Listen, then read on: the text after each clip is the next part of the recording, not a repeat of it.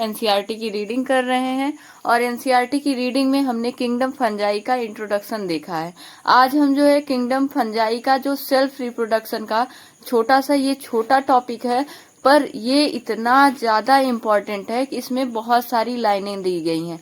तो आज हम इसके बारे में डिस्कस करेंगे और मतलब रीडिंग लगाएंगे। और हमें पता है कि आप लोग बहुत अच्छे से रीडिंग लगा रहे हैं, क्योंकि व्यूज हमें बता देते हैं कि आप सच में सिंसियर है एनसीईआरटी को लेकर के। तो चलिए हम इसमें इम्पोर्टेंट पॉइंट्स को देखते हैं और सारे पॉइंट्स को देखेंगे, क्योंकि एनसीईआरटी की एक भी लाइन ऐसी नहीं होती है कि जो इम्पोर्टेंट ना हो।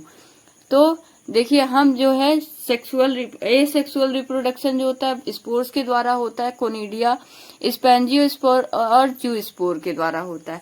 जबकि जो सेक्सुअल रिप्रोडक्शन होता है वो oospore, एस्कोस्पोर और बेसिडियोस्पोर के द्वारा होता है। अभी तो आपको क्लियर नहीं हो रहा होगा, बने रहिए, सब क्लियर होगा। ठीक है। The various spores are produce in distinct structure called fruiting body. कई सारे स्पोर्स जो है अलग अलग स्ट्रक्चर में बनते हैं, जिसको फ्रूटिंग बॉडी कहते हैं।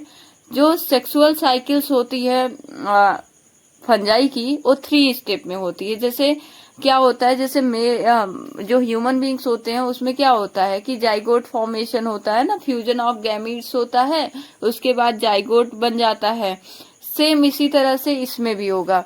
इसमें पहले क्या होता है कि जो गैमीट होंगे सेक्सुअल रिप्रोडक्शन में, जो माइसीलियम के द्वारा गैमीट्स निकलते हैं, वो माइसीलियम के द्वारा गैमीट्स जो है फ्यूज होते हैं।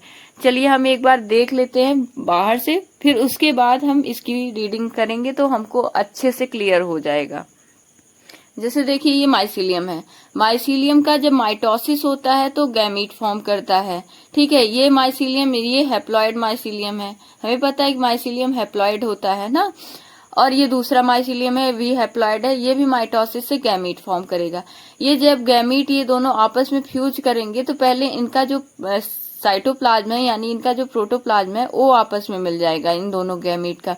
तो इस स्टेज को कहेंगे प्लाज्मोगैमी। क्या कहेंगे? प्लाज्मोगैमी। अब इस प्लाज्मोगैमी में न्यूक्लियस अभी नहीं फ्यूज हुआ है, न्यूक्लियस अलग अलग है। तो इसमें जो न्यूक्लियस है वो कितने हैं? 2 है। तो इसलिए इसको कहेंगे डाई। और हमें पता है न्यूक्लियस को हम क्या कहते हैं? कैरियन। इसलिए इसको कहेंगे डाई कैरियन N+N। ठीक है। इसका जो N+N है, इसके बाद ये न्यूक्लियस फ्यूज करके क्या बनाएगा?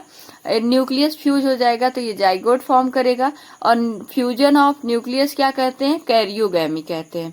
और ये जाइगोट जो है मियोसिस करेगा, रिडक्शनल डिवीजन करेगा और स्पोर फॉर्म करेगा। ये जो स्पोर्स होते हैं ये एप्लॉइड स्पोर, ये बाद में माइसेलियम बना लेते हैं। तो इस तरह से 3 स्टेज होती है। फर्स्ट प्लाज्मोगैमी, सेकंड कैरियोगैमी और थर्ड मियोसिस। प्लाज्मोगैमी में क्या होता है? फ्यूजन ऑफ प्रोटोप्लाज्म होता है, जिसमें केवल पहले तो साइटोप्लाज्म फ्यूज करते हैं दोनों गैमीट्स के, और उसके बाद फिर जो न्यूक्लियस है वो फ्यूज होता है, तो उसे कैरियोगैमी कहते हैं। और जब न्यूक्लियस फ्यूज होकर के जाइगोट बना देता है तो उसमें जाइगोट का क्या होता है? रिडक्शनल डिवीजन होता है, जिसे मियोसिस कहते हैं। मियोसिस के द्वारा स्पोर्स बनते हैं। तो अब हम जैसे कि ए सेक्सुअल रिप्रोडक्शन पढ़ चुके हैं इसके पहले वीडियो में। इस वीडियो में हम जो है सेक्सुअल रिप्रोडक्शन पढ़ रहे हैं। तो इसमें देखते हैं कि इसमें 3 स्टेप है। Fusion of protoplasm between 2 motile और नॉन मोटाइल गैमीट। जो गैमीट्स होंगे दोनों, या तो दोनों के पास फ्लैजला होगा या दोनों के पास फ्लैजला अब्सेंट होगा। तो मोटाइल यानी कि जो जिनके पास फ्लैजला हो, और जिनके पास फ्लैजला ना हो उसे नॉन मोटाइल कहेंगे, क्योंकि फ्लैजला ही उन्हें क्या करता है?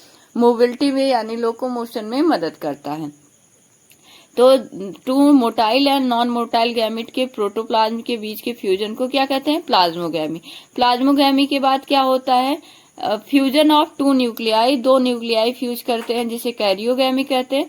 फिर कैरियोगैमी से हमें क्या मिला था? जाइगोट। जाइगोट का क्या होता है? मियोसिस होता है, जिसकी वजह से हैप्लॉइड स्पोर बनते हैं, यानी N टाइप के स्पोर बनते हैं। आई होप आपको समझ में आ रहा होगा एनसीईआरटी की reading.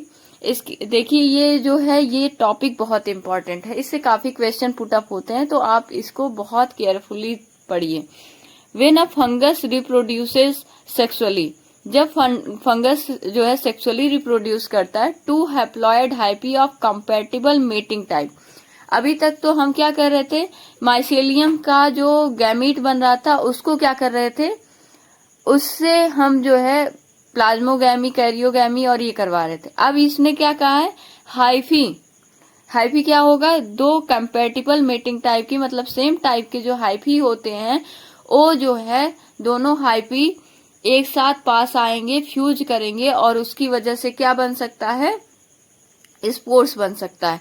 In some fungi the fusion of two haploid cells immediately result in diploid cell. इसमें कह रहा है कि जो कुछ फंजाई होते हैं उसमें जब दो हैप्लॉइड सेल फ्यूज करते हैं तो उसकी वजह से तो दोनों हैप्लॉइड सेल पहले फ्यूज किए तो यानी प्लाज्मोगैमी हुआ। प्लाज्मोगैमी होगा तो उसके बाद डायरेक्ट जाइगोट बन जाता है, यानी उनका जो डाइकैरियन स्टेज है यानी दो न्यूक्लियस का स्टेज है वो क्या हो जाता है, गायब हो जाता है। तो ऐसा किसमें होता है, फाइकोमाइसिटीज। इसको हम आगे पढ़ेंगे, ठीक है। तो जब क्या होता है, टू हैप्लॉइड सेल फ्यूज करके डायरेक्ट क्या बना देते हैं, जाइगोट, जिसको मतलब डायरेक्ट उनका जाइगोट बन जाता है, जिसकी वजह से क्या नहीं हो पाता, डाइकैरियन स्टेज यानी दो कैरियन स्टेज नहीं पाई जाती है। ऐसा किसमें होता है, फाइकोमाइसिटीज में। फाइकोमाइसिटीज क्या है, फंजाई का एक ग्रुप है। क्लासिफाई करेंगे तो उसके बाद हम देखेंगे। However in other fungi ascomycetes and basidiomycetes and intervening dikaryotic stage n+n 2 nuclei per cell occurs such as the condition is called dikaryon and the phase is called dikaryon phase of fungus। तो और जबकि कुछ और fungi जैसे ascomycetes और basidiomycetes, इनमें एक बीच की स्टेज पाई जाती है प्लाज्मोगैमी की वजह से। जब साइटोप्लाज्म फ्यूज होते हैं तो उसका न्यूक्लियस नहीं फ्यूज होता है, जिसकी वजह से डाइकैरियोनिक स्टेज बन जाती है जिसमें n+n, हम डायरेक्ट 2n नहीं लिख रहे हैं, हम क्या लिख रहे हैं, n+n, ठीक है। अकर सच एज कंडीशन जिसे डाइकैरियन कहते हैं, डाइकैरियन, और इस फेज को क्या कहते हैं, dikaryon phase. Later the parental nuclei fuse and cell become diploid. बाद में ये जो न्यूक्लियाई होती हैं दोनों न्यूक्लियाई फ्यूज हो जाती हैं और जिसकी वजह से जाइगोट बन जाता है, और जाइगोट क्या होता है, डिप्लॉयड होता है, यानी 2n लिखा होता है। The fungi form fruiting bodies in which reduction division आकर।